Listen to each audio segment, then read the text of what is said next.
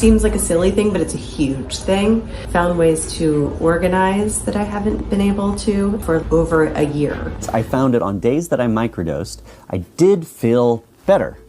I thought everything looked prettier, especially outside. It allowed me to do medial tasks a lot easier. So say I was out weeding in the yard. Things that would drive me crazy before because it just was time consuming. Basically anything that I do outside, which is a little bit monotonous, was quite enjoyable.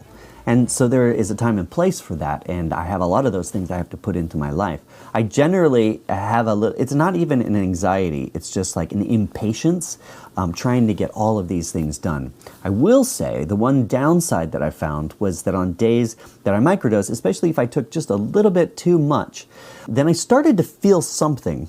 So it wasn't like maybe nothing. Maybe that's where I need a microdose coach. But I did find that I do a lot of complex problem solving. I could tell that there was a slight decrease in my cognitive ability. Not much. Much if you had half a glass of alcohol.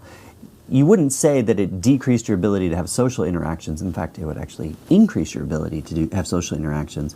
But you definitely would be a little bit wary of, are you going to get behind a wheel? Are you going to do anything that could require all of your brain power? Because even if you don't notice, you know that it's slightly decreased. Now, I noticed it. In the end, it did help me decrease negative chatter in my head. So that's, I think, why it helps different people differently. I don't think I need it on a long-term basis or even short-term anymore. I got what I needed out of it, and I can go from there. So you'll have to decide for yourself what your opinions are.